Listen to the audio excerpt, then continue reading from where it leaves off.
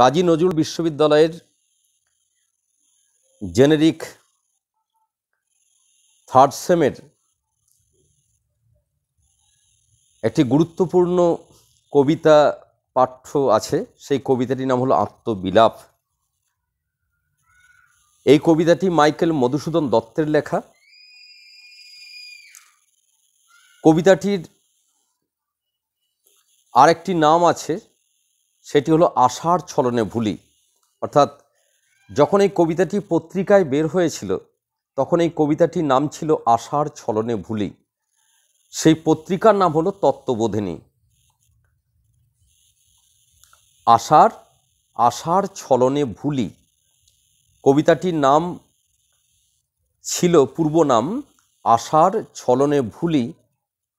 আর এই কবিতাটি প্রথম যে পত্রিকায় বের হয়েছিল সেই পত্রিকার নাম হলো তত্ত্ববোধিনী। আমরা কবিতাটি আলোচনা করার আগে আমরা একটু ভূমিকা করে নিই মাইকেল মধুসূদন দত্ত কেন্দ্রিক। সেই ভূমিকার ক্ষেত্রে আমরা প্রত্যেকেই জানি কম বেশি করে যে মাইকেল মধুসূদন দত্ত তিনি বিশাল ধনী বাড়ির সন্তান ছিলেন। তার সেই যশোহরের সাগরদাড়ি গ্রামে তার জন্ম এবং তিনি অত্যন্ত ঐশ্বর্যের মধ্যে, অত্যন্ত অর্থ বৈভবের মধ্যে তিনি মানুষ হয়েছিলেন। যদিও ছোটবেলায় তার মায়ের কাছে তিনি রামায়ণ, মহাভারত, ভাগবত এই সমস্ত কাহিনী তিনি মায়ের কাছে শুনে আমাদের পুরাণ কথা বা প্রাচীন যে পাঁচালী, সেই পাঁচালী সম্পর্কে তার ছোটবেলায় একটা জ্ঞান হয়ে গেছিল বাংলার ক্ষেত্রে। পরে তার বাবা তো বিখ্যাত ব্যারিস্টার ছিলেন। তো মধুসূদনের বাবা তাকে কলকাতায় নিয়ে যায় এবং সেখানে মধুসূদন তিনি এতই পড়াশোনায় ভালো ছিলেন যে শিক্ষকেরা তাকে আলাদাভাবে সম্মান করত। ইংরেজিতে তার এত দক্ষতা ছিল। এখন শিক্ষকেরা তাকে যে এত রেসপেক্ট করত, এত সম্মান দিত, মধুসূদনের ব্যাপারটা অন্যরকম হয়ে গেল। মধুসূদনের অহংকার চলে এলো। মধুসূদনের এই অহংকারিতার পতনের মূল এত অহংকার চলে এলো যে তিনি ছোটবেলায় মায়ের কাছে যে রামায়ণ, মহাভারত, যে পাঁচালী শুনেছিলেন সেগুলোকে ঘৃণা করতে আরম্ভ করলেন। এমনকি মধুসূদন যে ভাষাতে, আমার এই বঙ্গের মানুষেরা যে ভাষাতে মাকে মা বলে ডাকে, যে ভাষাতে বাবাকে বাবা বলে ডাকে, সেই ভাষাটাকে পর্যন্ত ঘৃণা করতে শুরু করলেন। এর পরিণাম খারাপ হতে বাধ্য। কারণ যে মাটিতে তোমার জন্ম, যে ভাষাতে মা তোমাকে আদর যত্ন করেছে, সেই ভাষাটাকে যে অপমান করে তার তো পরিণতি ভালো হয় না। তো মধুসূদন এত ছোট চোখে দেখত বাংলা ভাষাকে যে সেই অহংকার, যারা রাস্তায় ধুতি পরে যায় সেই সমস্ত মানুষকে এত এত এত নগণ্য বোধ করত। অর্থাৎ মধুসূদন তখন বিরাট অহংকার, তার অহংকার চলে এসছে। সবচেয়ে বড় কথা পাণ্ডিত্য আছে, কিন্তু পাণ্ডিত্যের সঙ্গে বিনয়ের একটা ভাব থাকা দরকার। মনে রাখবে, সেই ব্যক্তি সত্যিকারের পণ্ডিত ব্যক্তি যার পাণ্ডিত্যের সঙ্গে তার বিনয়ের একটা ভাব থাকে। বড় যদি হতে চাও ছোট হও তবে, কেমন? তো এইটা মধুসূদনের গোলমাল হয়ে গেল। ফলে মধুসূদন তিনি বাঙালির কালচারগুলোকে তিনি সরিয়ে দিয়ে তিনি সেই জগাখিচুড়ি একটা কালচারের মধ্যে তিনি বড় হতে আরম্ভ করলেন। কোনো ব্রাহ্মণ ধরো পুজো করতে যাচ্ছে, তার টিকি ধরে টেনে দেওয়া। মধুসূদন এই দলেই ছিলেন যাদেরকে বলা হচ্ছে ভণ্ড ইয়ং বেঙ্গল। ইয়ং বেঙ্গল দল দু ধরনের ছিল। একটা হচ্ছে ডিরোজিওর প্রকৃত শিষ্য, আর একটা হচ্ছে ডিরোজিওর নাম ভাঙিয়ে যারা সেই নব্য সংস্কৃতি, নব্য চেতনা আনার পরিবর্তে খারাপগুলোর দিকেই যারা চলে যাচ্ছিল, তার এক ধরনের যুবক। আমরা বলবো মধুসূদন সেই ভণ্ড ইয়ং বেঙ্গল দলের মধ্যেই ছিলেন। কারণ এই মধুসূদনের দল, তারা সেই কোনো ব্রাহ্মণ পুজো করতে যাচ্ছে, তার মুখের সামনে গরুর মাংস ধরে বলছে আমরা গরু খাইব, গরু খাইব। এ আবার কি? যার যেটা খাবার, যার যেটা সংস্কৃতি, যার যেটা কালচার, সে সেটা করবে, কিন্তু এইভাবে আপনি কেন বিরক্ত করবেন? এই রকম করে মধুসূদন এইভাবেই একটা বলবো যে উন্মার্গগামী একটা রাস্তায় তিনি চলে গেলেন। এবং এই ঔদ্ধত্যপনার জন্য, এই অহংকারের জন্য একটা সময়ের পর তিনি কি করলেন না, তিনি সম্পূর্ণভাবে হিন্দু ধর্ম পরিত্যাগ করে খ্রিস্টান ধর্মে দীক্ষিত হলেন। যে সব কিছু বাদ দিয়ে দেবো, আমি বাংলায় লিখব না, বাংলাকে ঘৃণা করি, আমি বাংলা ধর্মে থাকবো না, খ্রিস্টান ধর্মে গ্রহণ করব।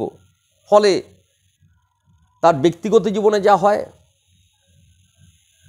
তিনি সেই রেবেকা বলে একটি মেয়েকে বিয়ে করলেন, তার সঙ্গে বনিমনা হলো না, তারপরে হেনরিয়েটাকে তিনি বিবাহ করলেন, সন্ততি হলো, মাদ্রাজে গিয়ে সেখানে শিক্ষকতার চাকরি নিলেন, সেখানেও পোষানো না, কোনো জায়গায় পোষাবেন এই ধরনের মানুষের, কারণ এরা সামান্য তো সন্তুষ্ট নয়। তো ওনার ইচ্ছা হচ্ছে আমি মিল্টনের মতো, আমি বিশ্ব সাহিত্যে আমি রাজ করব। ওনার লক্ষ্য হচ্ছে আমি মিল্টনের মতো বড় সাহিত্যিক হব, ইংরেজি, গ্রিক, হিব্রু, ল্যাটিন এই সমস্ত সব ভাষায় সাহিত্য লিখে আমি সব ভাষাতেই শ্রেষ্ঠ হব। কিন্তু নিজের ক্ষেত্রটা দেখতে হবে তো। সেই মধুসূদন তিনি বিদেশে পাড়ি দিলেন এবং চরম দারিদ্রতাকে পেয়ে বসলো, কারণ বাবা তাকে ত্যাগ করেছে, খ্রিস্টান ধর্ম গ্রহণ করেছেন বলে। সেই মধুসূদন বিদেশে মাটিতে কেন গেছেন না, তিনি শ্রেষ্ঠ কবি হবেন, তিনি এই ভারতের মতো এই সমস্ত এই এই ছোটোখাটো দেশে তিনি থাকবেন না, তিনি বিদেশে গিয়ে তিনি শ্রেষ্ঠ কবি হবেন মিল্টনের মতো। মিল্টন যেমন প্যারাডাইস লস্ট লিখে যেমন বিশ্ব সাহিত্যে আলোড়ন সৃষ্টি করে দিয়েছিলেন, সাহিত্যিক মহাকাব্য প্যারাডাইস লস্ট, প্যারাডাইস রিগেন্ড, সেই রকম মধুসূদন তিনি ওই ধরনের মহাকাব্য রচনা করবেন। হ্যাঁ ঠিক আছে, কিন্তু আপনি জায়গাটা বুঝুন।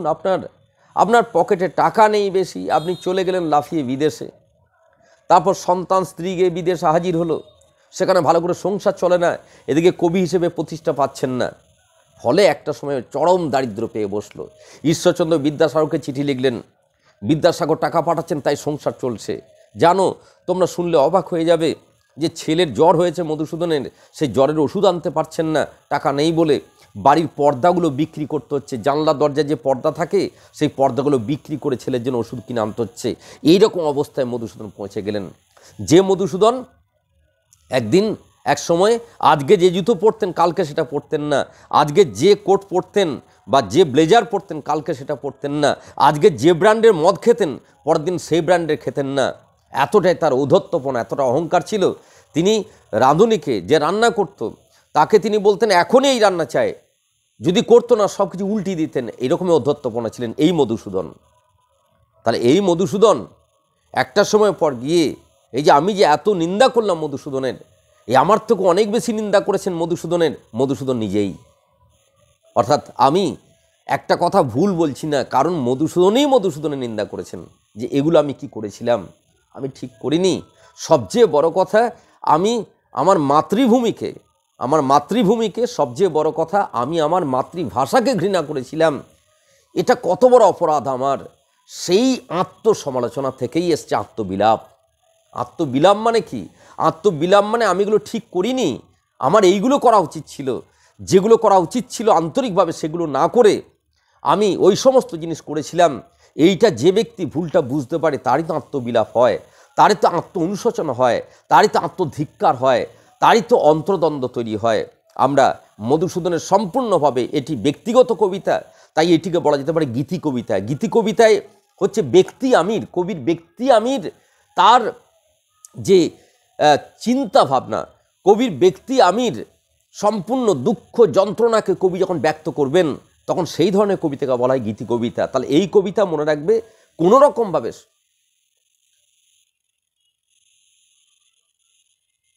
একদম একদম নিজের ভুল বুঝতে পেরে তিনি এই কবিতা লিখেছেন, এবং তিনি বুঝতে পারলেন যে যেগুলি করেছি আমি এগুলি না করলে আমার জীবন কত সুন্দর হয়ে উঠত। মানুষের এইরকম অহংকারের সঙ্গে ভুল, এরকম করেই তো মানুষের পতন হয়, সেটা তিনি বুঝতে পারলেন। এবং এই কবিতার মধ্যে যত কিছু বক্তব্য আছে সব নিজেকে নিয়ে। তাই এই ধরনের কবিতাকে বলে গীতি কবিতা। আমি আবার একবার বলে দিচ্ছি, গীতি কবিতা তাকেই বলে যে কবিতা কবির ব্যক্তিগত, একান্ত ব্যক্তিগত আবেগ, অনুভব, একান্ত ব্যক্তিগত দুঃখ, যন্ত্রণা যে কবিতায় ব্যক্ত হবে সেই কবিতাই কিন্তু গীতি কবিতা। আমরা তাহলে এই কবিতাটিকে এই পর্যায়ে ফেলতে পারি অবশ্যই যে এটি গীতি কবিতা, কারণ এই কবিতাটি সম্পূর্ণভাবে তিনি তার আত্মসমালোচনা, তিনি তার আত্ম অনুশোচনা, তিনি তার আত্মবিলাপের মধ্য দিয়ে কবিতাটিতে তার বক্তব্যকে ব্যক্ত করেছেন। আমরা ভূমিকায় বা কবিতার, আমরা তো ভূমিকায় প্রতিটি কবিতা বোঝানোর সময় এইভাবেই আমি ভূমিকা করব যে কবিতাটা তোমাকে সূত্রটা ধরিয়ে দেওয়ার, এই মনোভাব থেকে তোমাকে কবিতাটা পড়তে হবে। তো সেই ক্ষেত্রটা তোমার কাছে কি তৈরি হলো? তোমার কাছে সেই জায়গাটা কি তৈরি হলো? তুমি কি বুঝতে পারলে যে এইভাবে কবিতাটা আমাকে পড়তে হবে? অর্থাৎ মধুসূদন তার নিজের ত্রুটিগুলোকে তিনি এখানে তুলে ধরেছেন যে এইগুলো আমার ঠিক হয়নি, এগুলো আমি করেছিলাম। তুমি দেখতে পাবে কবিতা পড়তে পড়তে বুঝতে পারবে। আমরা আসছি এবার সেই কবিতার ক্ষেত্রে জায়গায়। আমরা দেখছি কবিতায় দেখো আছে, আশার ছলনে ভুলি কি ফল লোভিনু হায়, তাই ভাবি মনে। আশার ছলনে ভুলি, ছলনা দেখো। আর এই অঙ্কিতাকে পাড়ার হেদো অঙ্কিতাকে খুব ভালোবাসে। আর এই কালী পুজোর সময় অঙ্কিতাদের পাড়াতে একটি কলকাতা থেকে ছেলে এসেছে, কি সুন্দর ড্রেস, কি সুন্দর হাতে আইফোন নিয়ে ঘুরে বেড়াচ্ছে। অঙ্কিতা হেদোকে দূরছাই বলে দূরে সরিয়ে দিয়ে ওই কলকাতার ওই জুয়েল বলে ছেলেটির সঙ্গে অঙ্কিতা প্রেম করতে লেগে গেল। অঙ্কিতা, তোমার পরিণতি খুব খারাপ হবে। ওটা ছলনাকারী। ওই ছেলেটা তোমাকে নিয়ে গিয়ে বিয়ে করবে, নিয়ে তোমার কিডনি দুটো বিক্রি করবে। সাবধান। এই জন্যে অঙ্কিতা, এই জন্যে, কারণ ওই ছেলেটা দেখনদারি আছে আর হেদোর মধ্যে আন্তরিকতা আছে। অঙ্কিতা, যে তোমাকে অন্তর দিয়ে ভালোবাসে তাকেই তুমি চাও, আর যে তোমাকে এই বিভিন্ন রকম বাহ্যিক এই সমস্ত জৌলুস দেখাচ্ছে তার ওই আলোতে, ওই ঝিকিমিকি আলোতে বেশি আকৃষ্ট হচ্ছ কেন অঙ্কিতা? তাহলে মধুসূদন সেই ইংল্যান্ডের আলোতে, ঝিকিমিকি আলোতে, সেই ইংল্যান্ডের সাহিত্য সম্ভার, এইগুলোতে চোখ ঝলসে উঠল মধুসূদন।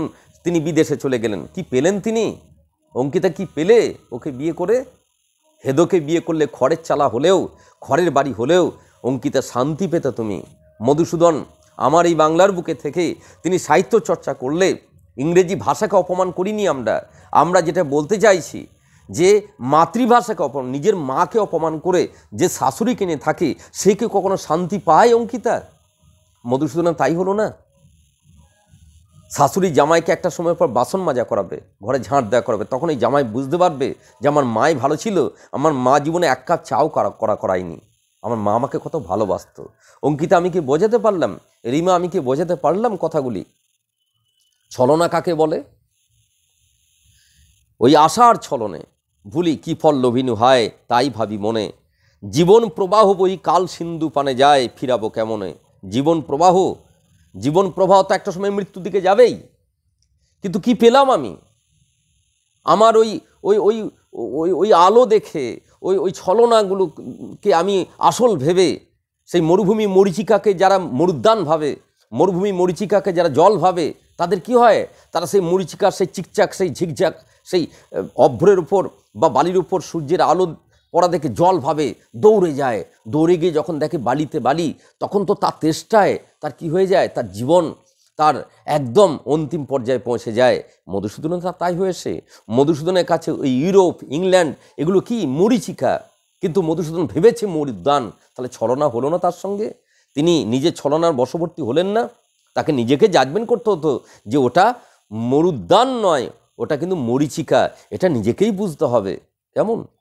দিন দিন আয়ুহীন হীন বল দিন দিন, তবুই আশার নেশা ছুটিল না। একই দায়। তাহলে দিন দিন কি হলাম? আয়ুহীন, তবু ছাড়িনি, তবুও আমি দিন দিন কি হয়ে গেলাম? ইংল্যান্ডে গিয়ে কি হলো? ভার্সাই নগরীতে মধুসূদন ছিলেন, কি বললাম, তিনি শেষ হয়ে যাচ্ছেন, তবু আমি যদি শ্রেষ্ঠ কবি হই, হতে তো পারেননি। দিন দিন আয়ু হয়ে গেলেন, তারপরে এক সপ্তাহের মধ্যে স্ত্রী এবং স্বামী শেষ পর্যন্ত মারা গেলেন, ছেলেগুলি অনাথ হয়ে গেল। কি হলো? কি পেলেন? তারা দিন দিন আয়ুহীন হচ্ছেন, কিন্তু ওই মোহ, ওই মায়া, ওই ছলনা তাকে হাতছানি দিচ্ছে, ফলে তিনি সেই মায়াতেই পড়ে রইলেন, তবু আশার নেশা ছুটিল না। একই দায়। রে প্রমত্ত মন মম, কাকে দোষ দিচ্ছেন? মম মন, মধুসূদন নিজের মনকে দোষ দিচ্ছেন। ওরে মন, তুই কেন এত উচ্চাকাঙ্ক্ষা করেছিলি? উচ্চাকাঙ্ক্ষা করো না, জীবন আকাঙ্ক্ষা ভালো, উচ্চাকাঙ্ক্ষা ভালো নয়, ঠিক আছে? রে প্রমত্ত মন মম, কবে পোহাইবে রাতি, জাগিবি রে কবে? কবে তো রাত পোহাবে? তুই অন্ধকার থেকে কবে বেরোবি আলোতে? আলো মানে কি? আলো মানে আমার যেটা পরিষ্কারভাবে দেখার কথা, সেইটাকে দেখো। তুমি সেই অন্ধকারের সেই মোহতে পড়ে আছো, সেই অন্ধকারের জগতে পড়ে আছো। রে প্রমত্ত মন মম, কবে পোহাইবে রাতি, জাগিবি রে কবে? কবে তুই জাগবি? ওরে মন, আবার কবে জাগবি? আত্মসমালোচনা। জীবন উদ্যানে তোর যৌবন কুসুম ভাতি, কতদিন রবে? তোর জীবন যে উদ্যান, মনে রাখবে বাগানে ফুল চিরকাল থাকে না। বাগানের ফুল একটা সময় পর ঝরে যায়, কারণ বাগানের ওই ফুল আস্তে আস্তে বয়স হয়, ফুলটা আস্তে আস্তে শুকিয়ে যায়, তারপর ঝরে যায়। তাহলে জীবন কিন্তু একটাই, এই জীবনটার মধ্যেই কিন্তু তোমার আসবে কৈশোর, যৌবন, বার্ধক্য। তাহলে মধুসূদনকে এই জীবনটা ফিরে পাবেন? যে দিনগুলো চলে গেল তার ওই মোহের ছলনায়, সেই দিনগুলো কি আর তিনি ফিরে পাবেন? তাহলে জীবন উদ্যানে তোর যৌবন কুসুম ভাতি, জীবনের বাগানে যেমন কুসুম বা ফুল চিরকাল থাকে না, সেরকম জীবনে যৌবন চিরকাল থাকবে না। জীবনে যৌবন কিন্তু চিরকাল শোভা বিতরণ করবে না। একটা সময় পর সেই যৌবন চলে যাবে, মানুষ আস্তে আস্তে বার্ধক্যের কবলে পড়বে, মৃত্যুর দিকে এগিয়ে যাবে। তাহলে এইটুকুই তো জীবন। নির্বিন্দু দুর্বাদলে নৃত্য করে ঝলমলে, নীর মানে জলবিন্দু, জলবিন্দু দুর্বাদলে, দেখবে তোমরা ঘাসের ডগায় দেখবে জল, দেখবে শিশির, দেখবে ঝলমল করে। কেনা জানে অম্বুবিম্ব অম্বু মুখে সদ্যপাতি, কেনা জানে যে ওই নির্বিন্দু ও কি করে? ওই নির্বিন্দু, ওই ঘাসের ডগায় যে শিশির বিন্দু আছে, সে দেখবে তোমাকে সেই ঝলমল করে সেই তার সৌন্দর্য দিয়ে তোমাকে বড় টানে। কিন্তু প্রকৃত জল তো আছে ওই অম্বুর মধ্যে, ওই সমুদ্রের মধ্যে। আমরা জানি যে সেই সমুদ্রের মধ্যে অবগাহন করলে তবে তুমি সেই প্রকৃত জলের সন্ধান পাবে। আর শিশিরের সেই জলবিন্দু, সেখানে তেষ্টা কিন্তু মিটবে না, সে কিন্তু তোমাকে ওই মোহের ছলনাই দেখাবে। নিশার স্বপন সুখে সুখী যে কি সুখ তার, নিশার স্বপ্ন সুখে সুখী যে কি সুখ তার। রাত্রেবেলা যে স্বপ্ন দেখে, তার স্বপ্নটা কি কখনো সত্যি হয়? রাত্রে যে স্বপ্ন দেখে, সেটা তো স্বপ্নই। তাহলে মধুসূদন তিনি যে দিনের পর দিন যে ওই শ্রেষ্ঠ কবি হবার স্বপ্ন দেখেছেন, ওটা তো মানুষের রাত্রেবেলা স্বপ্ন দেখার মতো, তার কি কখনো সফল হয়? তাহলে আত্মসমালোচনা, অর্থাৎ তিনি বুঝে গেছেন যে আমি সফল হব না। মানুষের রাত্রে ঘুমিয়ে ঘুমিয়ে স্বপ্ন দেখা যেমন সত্যি হয় না, সকালে উঠে রাত্রে স্বপ্ন দেখলে কেউ যে আমি রাজা হয়ে গেছি, সকালে ঘুমিয়ে উঠে তাকে মাঠে আবার কাজ করতে যেমন যেতে হয়, আমিও বুঝে গেছি যে আমার ওই বিখ্যাত কবি হব, এই মিথ্যা স্বপ্ন, এই কুহকের স্বপ্ন, এই ছলনার স্বপ্ন, এটা কিন্তু সত্যি নয়। সত্যি এটাই যে আমারই জীবনটা আমাকে চালাতে হবে। জাগে সে কাঁদিতে, জেগে সে কী করে? কাঁদতে বসে। রাত্রেবেলায় যে স্বপ্নে অনেক কিছু ভাবলো, স্বপ্নে অনেক কিছু তার হলো, সে দিনের বেলায় সে কাঁদছে যে আমি তো পেলাম না, আমার চলে গেল। ক্ষণপ্রভা দানে বাড়ায় মাত্র আধার, পথিকে ধাঁধিতে। পথিক যখন পথ হাঁটে, তখন দেখবে হঠাৎ কোন আলোর জ্যোতি চলে এলে পথিক যে অন্ধকারে হাঁটছিল, অন্ধকার আরও বেশি হয়ে যায়। সত্যি করেই তাই। হঠাৎ আলোর ঝলকানি এলো, পথিক ভাবলো আলো হয়ে গেছে আমার জীবন, আলো হয়নি। ওই আলো যদি কিছুক্ষণ থেকে আবার চলে যায়, তাহলে মনে হবে পথিক পরের হাঁটাটা আর ভালো করে হাঁটতে পারে না, কারণ আরও অন্ধকার হয়ে যায়। আগের অন্ধকারটা তাও রাস্তা দেখতে পাচ্ছিল, এবার যে অন্ধকারটা হবে সেটা আরও ধাঁধায় পড়ে গেল। সে মধুসূদনের জীবনে সেই ইংল্যান্ডের কবি, সেই ইংরেজ কবি, সেই বিখ্যাত গ্রিক, হিব্রু, ল্যাটিন ভাষার কবি আমি হব, এটা ঝলক। সেই ঝলক যখন নিভে গেল বাস্তব জীবনে ঠোক করে, তখন মধুসূদন দেখলেন তার জীবন আরও অন্ধকার হয়ে গেছে। মরীচিকা মরু দেশে নাশে প্রাণ তৃষা ক্লেশে, এ তিনের ছল সম ছলরে কুয়াশার। তাহলে দেখতে পাচ্ছ তিনটে কথা বলা হয়েছে, তিনটে নেগেটিভ। রাত্রের স্বপ্ন, এইটাকে নিয়ে কখনো ভেবো না যে এটা সত্যি হবে। হঠাৎ আলোর ঝলকানি তোমার ভালো কিছু করে না, মন্দই করে দিয়ে যায়। আর মরুভূমির মরীচিকা আমাদেরকে সঠিক পথ থেকে বিভ্রান্তই করে দেয়।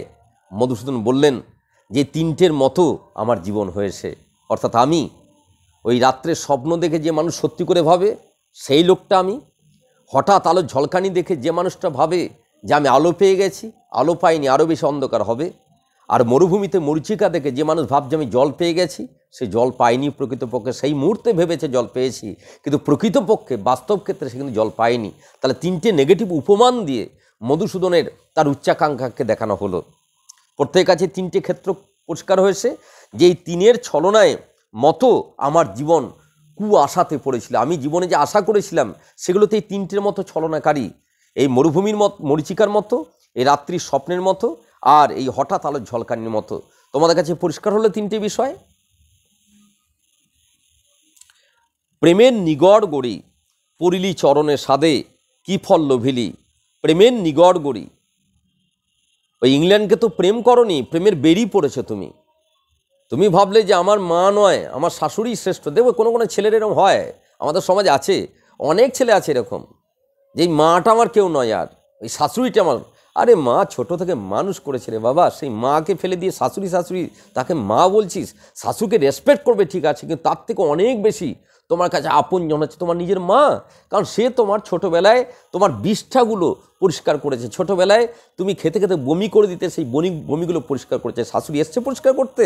তাহলে তুমি যখন বড় হয়ে সেই মাকে লাথি মারছো, তখন তুমি নুন খেয়ে তুমি কৃতজ্ঞতার পরিচয় দিলে না? মধুসূদন তাই তো করেছে। এই বাংলার মাটিতে, বাংলার জলে, বাংলার আবহাওয়ায়, বাংলার রামায়ণে, বাংলার মহাভারতে, বাংলার পাঁচালিতে মানুষ হয়ে এই বাংলা ভাষাকে, বাংলার মাটিকে ঘৃণা করছেন আপনি। এটাই মধুসূদন করেছিলেন। তাই প্রেমের নিগড় গড়ি পড়িলিরে চরণে সাধে, কি ফল লোভিলি। প্রেমের বেরি পড়লো। প্রেম কখনো বেরি পড়ে হয়? প্রেম কখনো শিকল দিয়ে বেঁধে হয়? প্রেমের সঙ্গে কি থাকে? একটা অবাধ মুক্ত ক্ষেত্র থাকে। সেটা নিজের মায়ের সঙ্গেই হয়, নিজের স্ত্রীর সঙ্গেই হয়, নিজের প্রেমিকার সঙ্গে হয়, যদি তাদের সঙ্গে সম্পর্ক তোমার ভালো থাকে। আমরা বলবো এই ধরো রিমার আমি বিয়ে ঠিক করে দিলাম, বললাম যা বরুণ ধাবানের সঙ্গে প্রেম করগা, তো রিমা বরুণ ধাবানের সঙ্গে প্রেম করতে পারবে? রিমার ক্ষমতা আছে? রিমার স্ট্যান্ডার্ড কোথায়? রিমা তোমার কি স্ট্যান্ডার্ড আছে মা, যে বরুণ ধাবানের আমি বললাম যা ফোন কর, আমি পারমিশন করিয়ে দিয়েছি। তো রিমা লজ্জা করে না দৌড়ে গিয়ে ফোন করতে যাচ্ছি বরুণ ধাবানকে? তো নিজের স্ট্যান্ডার্ড আছে ওই লেভেলের। তুই হেদর সঙ্গে প্রেম কর, তোর যেটা লেভেল, লাফিয়ে চলে যাচ্ছে কার সঙ্গে প্রেম করতে? বরুণ ধাবানের সঙ্গে। তাহলে মধুসূদনের লজ্জা করে না? মধুসূদন যে লেভেল মানুষ, সেই লেভেলের কথা ভাবো।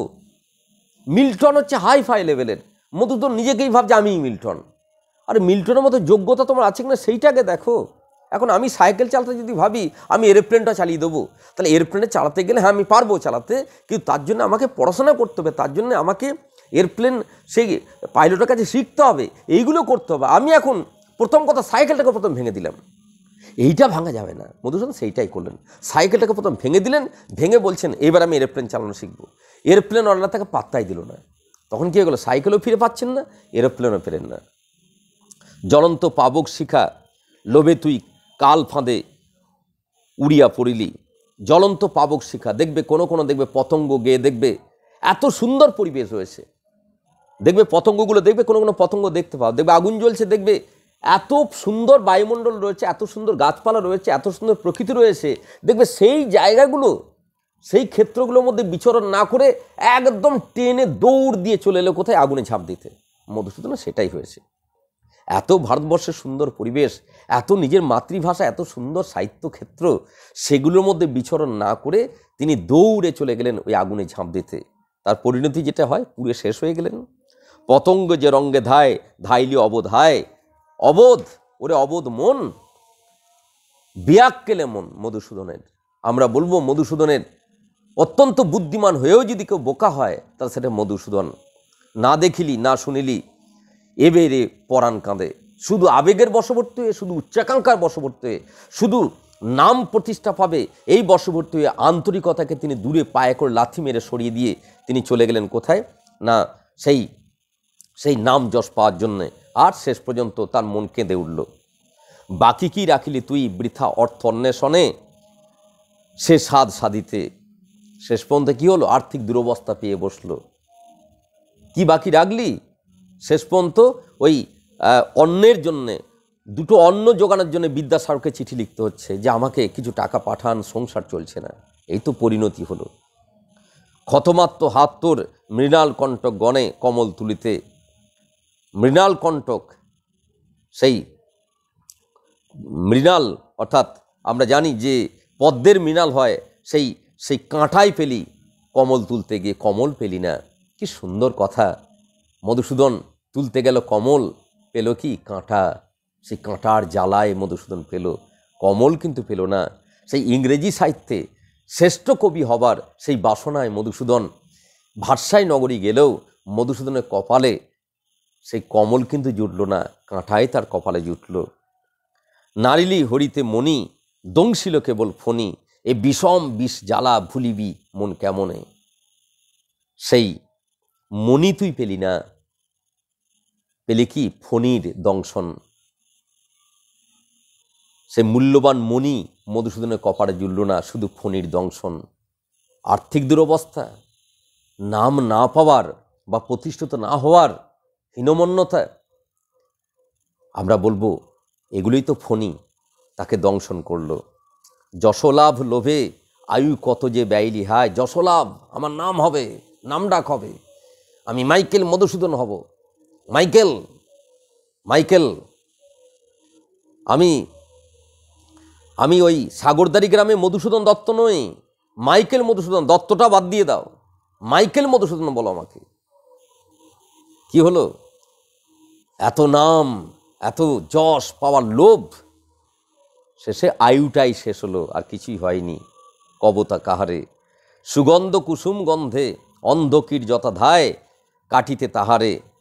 মাৎসর্য বিষ দশন কামড়ের অনুক্ষণ, এই কি লোভিলি লাভ অনাহারে অনিদ্রায়।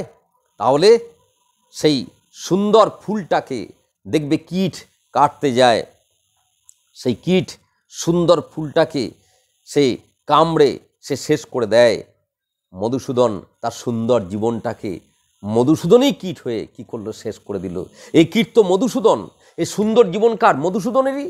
তাহলে সুন্দর ফুলের মতো মধুসূদনের সুন্দর জীবন ছিল, সেই জীবনটাকে কোন কীট কাটলো? না মধুসূদনের সেই লোভী মন, মধুসূদনের সেই উচ্চাকাঙ্ক্ষা ধর্মী মন, মধুসূদনের সেই নাম প্রতিষ্ঠার আকাঙ্ক্ষায় মত্ত হওয়ার মন, সেই কীটরূপী সেই মন গিয়ে সেই ফুলটা কি কাটলো? শেষে কি জুড়ল? অনিদ্রায় অনাহারে দুর্ভিক্ষে দারিদ্রে মধুসূদনের জীবন কাটল। মুকুতা ফলের লোভে ডুবের অতল জলে যতনে ধীবর। ধীবর মানে জেলে, জলের তলায় ঢোকে, জলের তলায় ডোবে মুক্তা পাওয়ার জন্যে, ঝিনুক পাওয়ার জন্যে। ঝিনুকের মধ্যে মুক্তা থাকে দেখবে, সেই ধীবর সেই জলের তলায় ঢুকে সে মুক্ত সন্ধান করে। আর শত মুক্তাধিক আয়ু কাল সিন্ধু জলতলে ফেলিস পামর। সেই জলের তলায় ধীবর সেই মুক্ত পাওয়ার লোভে যাচ্ছে। আমরা এখানে বলবো যে শত মুক্তাধিক, শত মুক্তের থেকেও, ওই জলের তলায় শত মুক্তের থেকেও তোমার আয়ু অনেক মূল্যবান। ধীবর যতই মুক্ত তুলে আনুক, ধীবর কিন্তু অমর হবে না। একটি ধীবর সে সারা জীবনটায় যদি জলের তলায় ওই মুক্ত সন্ধানে খুঁজে বেড়ায়, তাহলে সে জীবনের শেষ প্রান্ত থেকে যদি মুক্তটা পেয়েও যায়, জীবনটা তার তো শেষ হয়ে গেল। তাহলে মধুসূদন সেই উচ্চাকাঙ্ক্ষা, মধুসূদনের সেই নাম প্রতিষ্ঠা, এইগুলোর পিছনে দৌড়ে দৌড়ে মাঝখান থেকে তার জীবনটাই তো শেষ হয়ে গেল। তাহলে ওই ধীবরের জীবন যেমন সাকসেস নয়, ওই ধীবর সাকসেস নয়, কারণ সেই ধীবর সে সারা জীবন সেই জীবনের সুখ দুঃখ বিরহ মিলনপূর্ণ এই আলো রূপ রস, এই গন্ধ বর্ণ, এইগুলো পরিবর্তে সারা জীবন ওই জলের মধ্যে ঢুকে খালি মুক্ত সন্ধানে খুঁজেই বেড়ালো। কি পেল সে? আস্তে আস্তে সেই ধীবর তো বুড়ো হয়ে যাবে।